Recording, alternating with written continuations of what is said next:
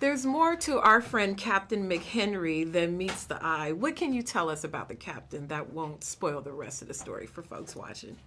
Well, that she is a strong female in law enforcement. She's probably sort of like, a woman living in a man's world and has had to be extra tough in order to sort of make her way to a leadership position. However, she's very close to the Dave Bautista character, Vic. She's grown up, or his daughter has grown up with her as sort of like an aunt figure, as you see in the story. And I think she feels close to her and is worried about him in the beginning of the movie because he is really not letting go of this haunted memory of how this criminal Tejo killed his partner, and he feels that it's his fault, and so he's hell-bent on revenge, and I am trying to encourage him to let it go. Just move on with his life. It's not his fault. Take some family time, get his LASIK surgery, and take a little R&R. And he does not listen to that. What I really liked about the film, it wasn't your usual kind of cop buddy trope that you usually see. There's a lot of funny elements. What was the secret to making this film and that chemistry that all of the cast seem to have with each other? I think that, I think Michael, our director, wanted to see us turn it a little bit on its head while respecting the rules of the genre. It still has all the action. It still has all the excitement. It still has all the laughs. But the themes of it are very different. It's about two men meeting each other on this chance way and like learning something from each other from very different perspectives. Like Kumail's character is this millennial intellectual, wants to brew his own microbrew beer, is in love with a woman who's starting a spinster, stationary pint club, and he's waiting patiently until one day she might realize that she loves him too.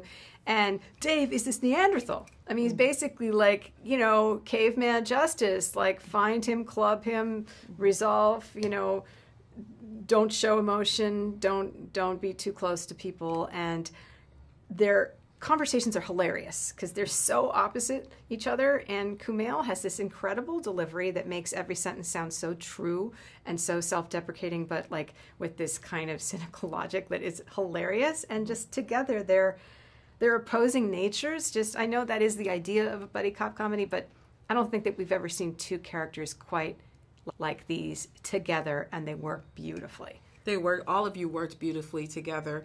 And lastly, kudos to you for your recent statements, for standing in your truth. If you could offer any advice to anyone who is feeling that way, what would you tell them to do if they're in the same position as you?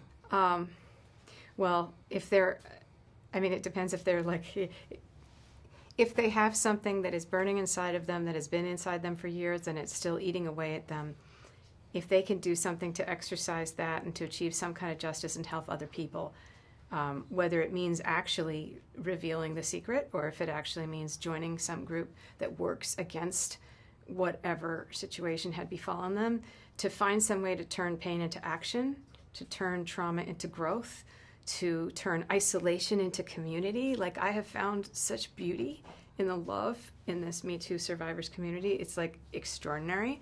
So they're not alone, and they shouldn't feel that they are. They shouldn't feel any pressure to do anything. Like, they have their own timelines, but know that when they do decide to do something and come forward, they've got millions of people who will support them and love them back. Thank you so much. I appreciate you.